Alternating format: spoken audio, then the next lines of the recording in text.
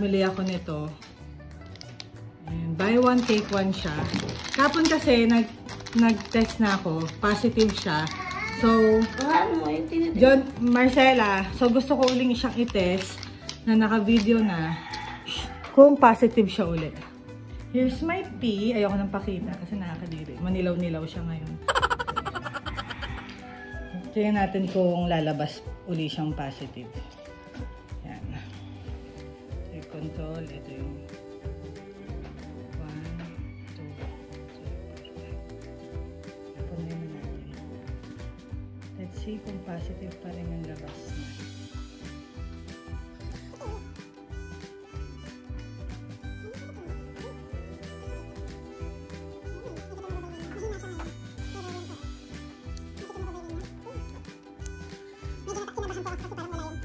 Ganyan niya, pero ayan po siya.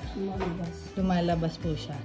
Dahan-dahan pong lumalabas ang linya na ibig sabihin ay ako po ay jaundice. Isa pa natin, isa pa. Saan ba ito? Baka mamaya akala nyo nagbibiro kami. Ow! Ow! Ito po ang anak ko, si Ate Marcela po. Marcela!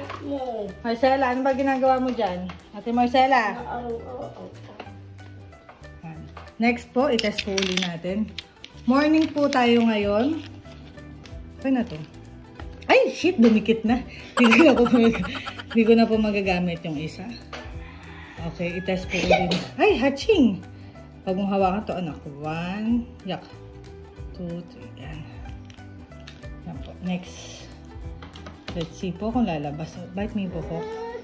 Kung lalabas po. Ay, medyo ho.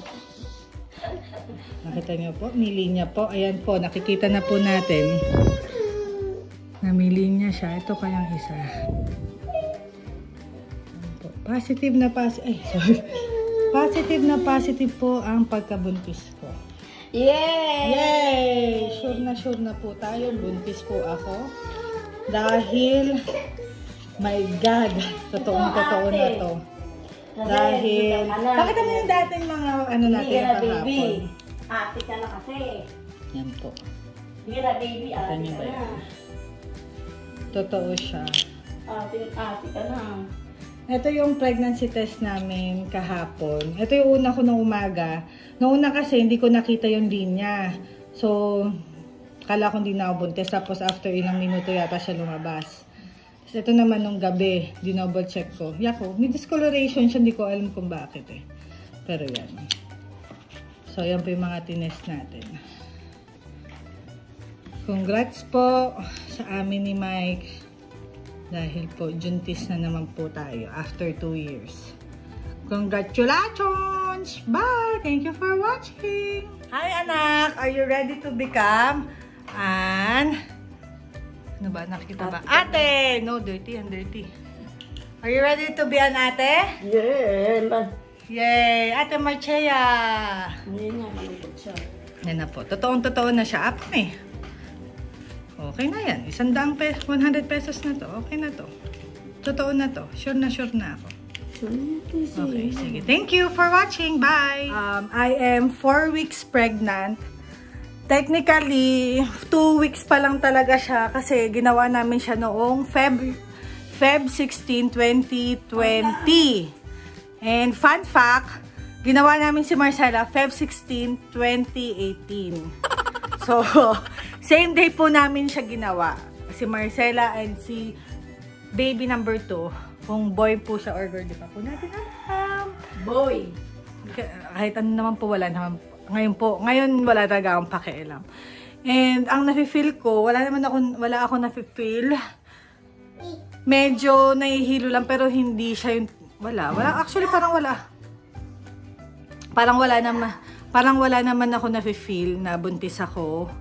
Hindi na masakit yung dede ko kasi parang bakit kitibuho ko? Kasi nagpapadede pa rin ako kay Marcela. So siguro nakakatulong ba yun na hindi sumasakit yung boobs ko. And then Piso. Ay, piso ba? 5.